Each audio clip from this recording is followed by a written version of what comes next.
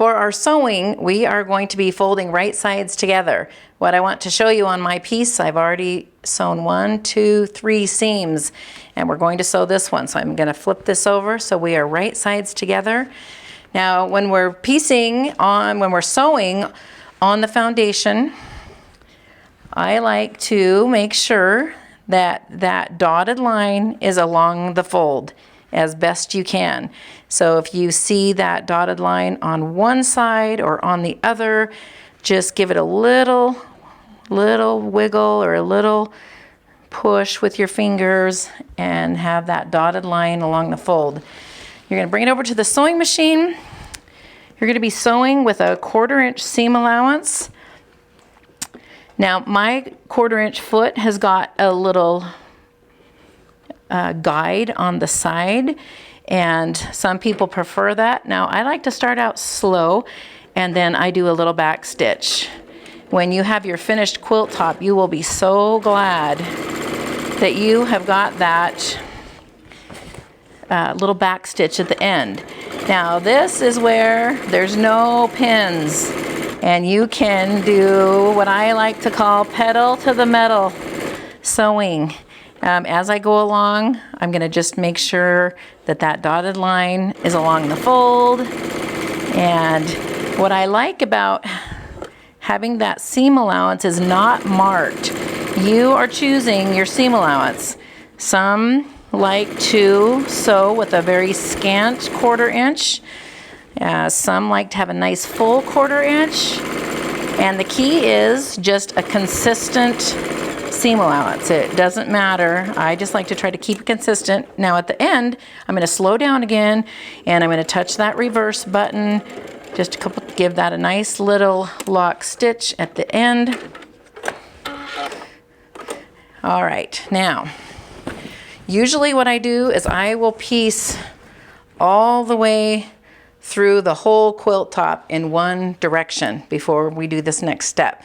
But I'm going to show you now. So after you've sewn your seams in one direction, then we're going to bring the scissors and we are going to clip between each of those fabric squares right up to your stitching line.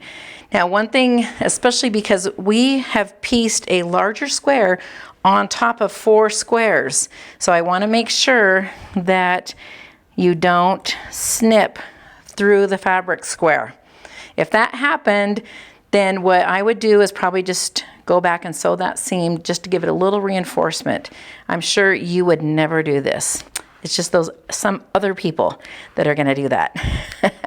So we're going to snip right up to your stitching line.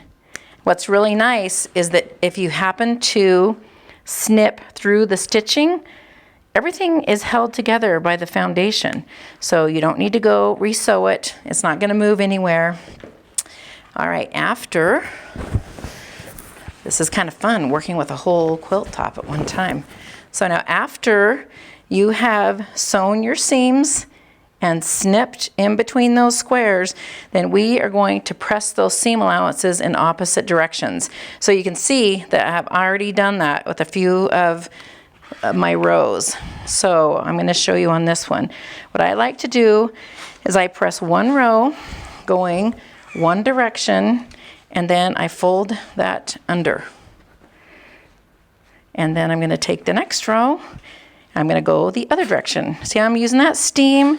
And I'm also kind of giving this a little bit of a tug just to have those seams be nice and flattened out. So we're going to press that in the next direction, and we're going to fold that whole row under. So what you're doing is you're just pressing one row at a time. We're not trying to weave the iron. Now with this larger square, we probably could do a little weaving in and out of those squares, and we could probably be okay. But especially if you're doing smaller squares. And I like to do that one row at a time. So now we are going to flip our quilt top the other way. Actually, first of all, let me show you this. We are going to pretend that we have sewn all the rest of the rows on the quilt, because I want to show you what we're going to do after that's done. So you've sewn all your rows in one direction. We pressed our seam allowances. Now we're going to come back and sew the other way. I want to show you one thing before we do though. After you've sewn your seams in one direction, because we are piecing with half square triangles, there's a couple things that you want to look for so that you're going to get really nice points. So let's look where we've sewn our seams in one direction. What we're looking for is this little 1/4 inch, what do I want to call that? We have this little 1/4 inch section of that half square triangle that will get caught in the seam allowance when we sew it the other way. So this is what we're looking for. We want to see here's that little 1/4 inch. I've got the 1/4 inch right here. If I don't see that, then I know that my original seam allowance was not big enough. So this is just a nice way to double check your piecing before you sew the other direction, and that's gonna give you these really nice points every time. All right, now we're ready. Folding right sides together. Before we also sew, I want to show you how those seams are going to nest perfectly. So there's no pinning, there's no adjusting. These are just right where they're supposed to be every single time. So again, I'm going to double check that my dotted line is along the fold. We're going to bring it under here. We're going to start out a little bit slow so that we can do that back stitch. You will be really happy you've done that. Now, when we're coming to this intersection here, we always want to just double check that those seam allowances are going the right way. Even though we've pressed them, I just want to double check that it's going the right way. So if this wants to flip, for instance, I'm just going to make sure that those are down. And we're going to just continue to sew through the whole quilt top. I'm just going to sew a little way here.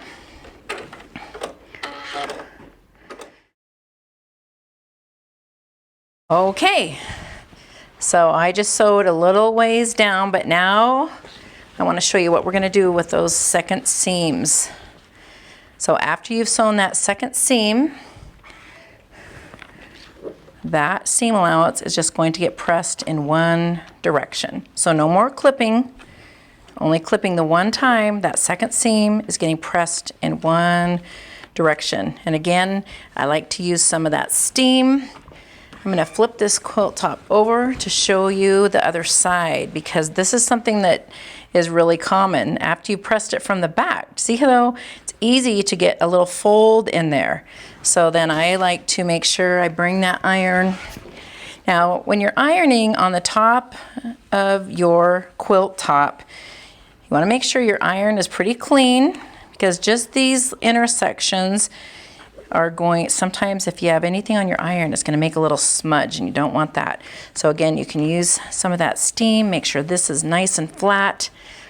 Okay, so just to remind ourselves what we have just done, we are going to sew all of our seams in one direction. We're going to clip in between each of those squares up to your seam line, press those seam allowances going opposite directions. We're going to sew the other direction all the way through and press all those seams in one direction, and your quilt top is done.